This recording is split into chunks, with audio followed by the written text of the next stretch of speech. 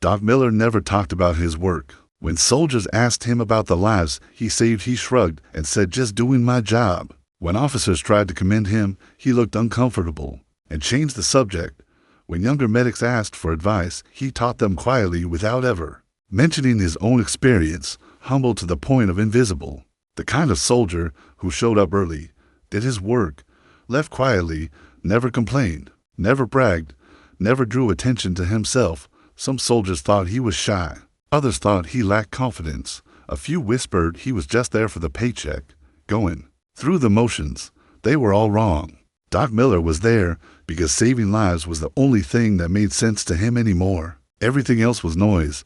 Then came the day the convoy hit an IED chain. Multiple vehicles. Catastrophic damage. Casualties everywhere. Doc Miller worked for 18 hours straight.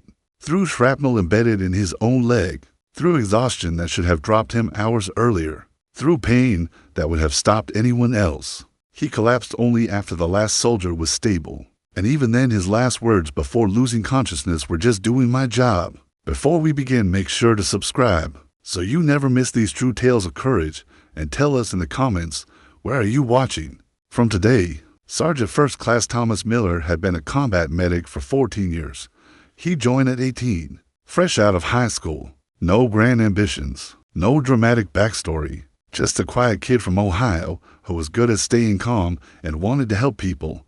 Basic training was easy for him, not because he was physically exceptional, but because he never panicked, never got rattled, just did what was asked without drama or complaint. His drill sergeants barely remembered him after graduation. Medic school was different. There Tom found something that made sense. The human body, trauma medicine, the clarity of save this life or do not. No politics. No ego. Just skill and will and the person in front of you who needs help. He excelled quietly, top of his class without ever raising his hand. Graduated with honors he never mentioned to anyone. His first deployment was Iraq. 2009. Or AMADI. The violence was already fading, but still present, still dangerous. Tom treated gunshot wounds, shrapnel injuries, burns, blast trauma, IED casualties. He saved 37 soldiers in his first tour. Nobody knew the exact number because Tom never counted, never kept a list, never talked about it. When soldiers thanked him, he just nodded and moved on to the next patient. When commanders tried to write him up for medals, he asked them not to.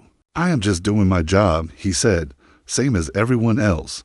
But it was not the same as everyone else. Most medics were good, competent, professional.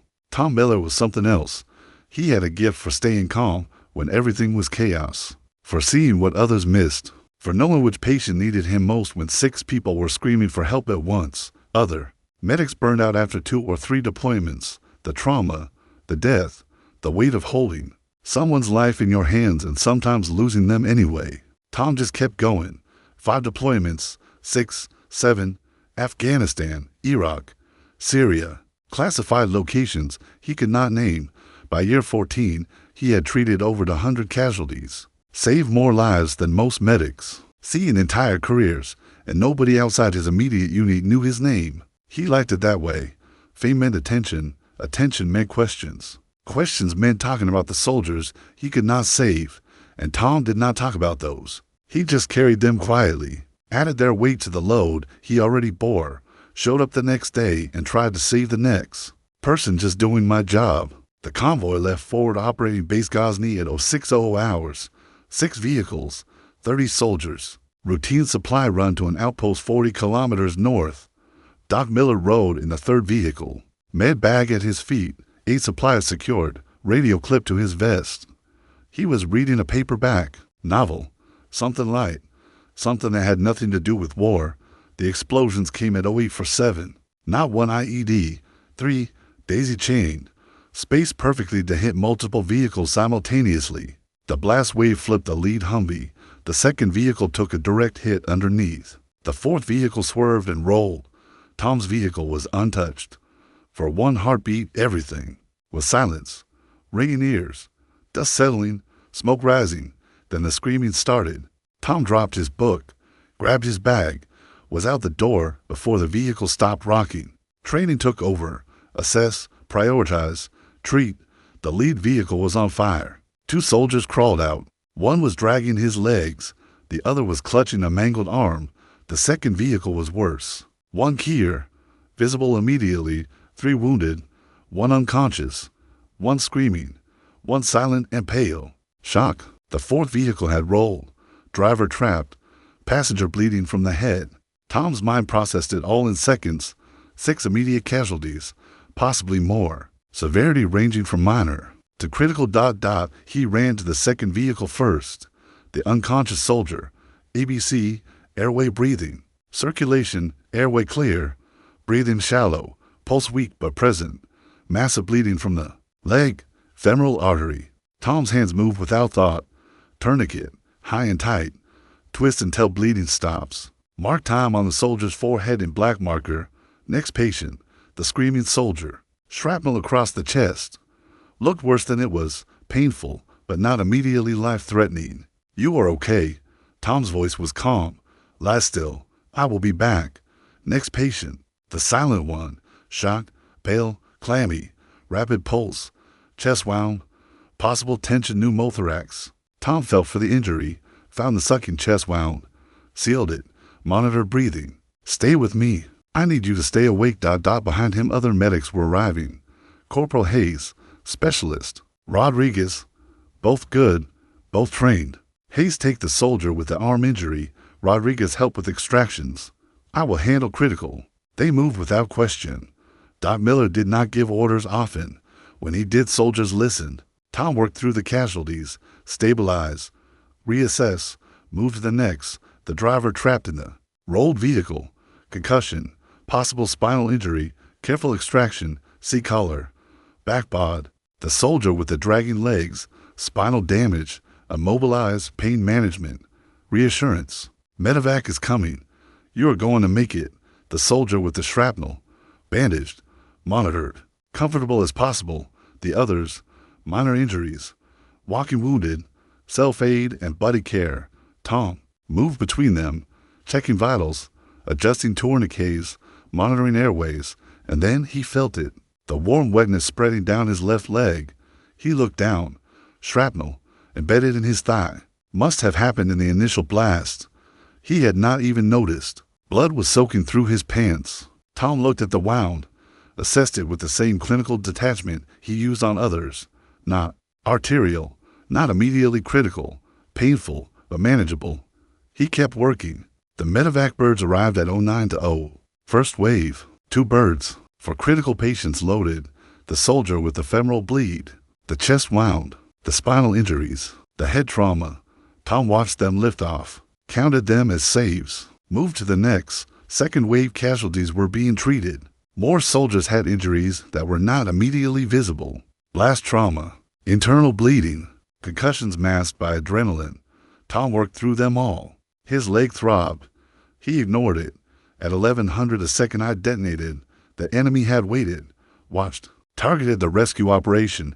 2 more vehicles hit, for more casualties. Tom ran toward them, his leg screaming, blood squelching in his boot. He did not care. More wounded, more bleeding, more lives hanging in the balance. A young private, face pale, gut wound. Tom knew immediately this was bad. This was the kind of wound that killed slowly, painfully. Stay with me. Look at me. What is your name? The private's eyes focused. Miller. Private First Class Miller. Tom smiled despite everything. Same name as me. That means you are going to make it. Millers are tough. He worked fast. Pressure. Hemostatic gauze. For fluids. Pain management. The private was crying. Asking for his mom. Asking if he was going to die. Tom held his hand while treating him with the other. You are not dying today. I promise. At 1300 a third attack came. Rocket-propelled grenade. 1 vehicle. 2 more casualties. Tom was limping now. The shrapnel had worked deeper. His pants were soaked red from thigh to boot. Corporal Hayes saw it. Doc, you are hit. You need to sit down. Tom shook his head. After. Not now. Doc, you are bleeding bad. So are they. Tom pointed to the new casualties. Help me or get out of the way. Hayes helped. By 1500, Tom had treated 23 casualties. His hands were steady. His voice was calm, but his body was failing. The adrenaline that had kept him moving for 8 hours was fading. The blood loss was catching up. He stumbled, caught himself, kept moving. At 1800, the last medevac bird arrived. The last critical patient was loaded. Tom watched it lift off, counted another save, turned to check on the walking wounded. His leg gave out. He went down hard, tried to stand, could not. Hayes was there immediately. Doc, stay down. We got you. Tom's vision was tunneling. How many? What? How many did we lose? Hayes checked his list. 1 Kier from the initial blast. Everyone else is stable or evacuated. Doc, you saved 22 soldiers. Today? Tom nodded. His eyes were closing. Good. That is good. His last words before losing consciousness were check the Millers. Private Miller. Make sure he is okay. Then everything went black. Tom Miller woke up 3 days later in a hospital in Germany. The first thing he tried to do was sit up, check on his patients. A nurse gently pushed him back down. You are not going anywhere, Sergeant Miller. My patients are all stable, thanks to you. Now lie still before you rip your stitches. Tom had undergone emergency surgery. The shrapnel had nicked his femoral vein. Not enough to kill him immediately, but enough that working for 18 hours on it should have been impossible. The surgeon told him later you should have collapsed after 2 hours. Maybe 3. The blood loss alone. Tom just shrugged. Had work to do. While Tom recovered, the story spread. The medic who worked 18 hours with shrapnel in his leg. Who treated 23 casualties. Who saved 20 lives. Who collapsed only after the last patient was evacuated. Commanders wanted to give him a medal. Soldiers wanted to thank him. Media wanted interviews. Tom refused everything. I was just doing my job, same as any medic would do. But it was not the same. Everyone knew it. Corporal Hayes visited him in the hospital, sat beside his bed. Doc, I need to tell you something. Tom looked up. What? Private Miller, the gut wound. The kid who was crying for his mom. Tom remembered holding his hand, remembered promising he would not die. He made it. Hayes' voice cracked slightly. They operated on him in Germany, said another 10 minutes and he would have bled out internally. You saved him, Doc. You kept him alive long enough. Tom nodded. Good. That is good. Hayes shook his head. You do not get it. That was my little brother, James. He transferred to my unit 2 months ago. I did not even know he was in a convoy until after the blast. Tom stared at him. You saved my baby brother, Doc. And you did it while bleeding out yourself. Hayes was crying now. You promised him he would not die. You kept that promise. Tom reached out, squeezed Hayes' shoulder. He is a Miller. We are tough. Remember? Hayes laughed through tears. Yeah, we are. The other soldiers came by one at a time. The ones Tom had saved. The ones he had treated. The ones who had watched him work through pain that should have stopped him. They did not ask for autographs or speeches. They just said thank you, shook his hand, left quietly, the way Tom preferred. 6 weeks later, Tom was cleared to return to duty. The doctor said he would have a permanent limp, might need to transfer to non-combat roles. Tom said no. I am a medic. That is what I do. They tried to argue. He limped out of the office, back to his unit. The soldiers welcomed him back without ceremony, just nods, handshakes, a sense that someone important had returned. Tom went back to work, treating minor injuries, running sick call, preparing for the next deployment, just doing my job. 2 years later, Tom Miller stood in a small ceremony at Fort Bragg. He had finally agreed to accept a medal, not because he wanted it, but because the Army insisted, because the soldiers he saved asked him to. The citation read in part for conspicuous gallantry and extraordinary heroism, for treating 23 casualties over 18 hours while critically wounded himself, for refusing evacuation until every other soldier was stable, for embodying the medic's creed to the highest degree. The medal was pinned, photos were taken, hands were shaken. Tom gave a short speech because they made him. I am not special. I am not a hero. I am a medic. This is what we do. We show up. We do the work. We save who we can. And we do not talk about it because the job is not about us. It is about them. The soldiers who trust us with their lives. The families who trust us to bring them home. That is the job. That is all it has ever been. The applause was long genuine. Afterward, Private Miller approached. The gut-wound soldier, James Miller. He had recovered fully, returned to duty. Doc, he stood at attention. I never got to really thank you. Tom shook his head. You do not need to thank me. Yes, I do. James' voice was firm. You held my hand. You told me I was not going to die. You made me believe it. And you were bleeding out yourself, and you did not stop working until I was safe. Tom looked at the young soldier, saw himself at 18, saw the reason he kept doing this job. You are a miller. Tom smiled slightly. We take care of each other.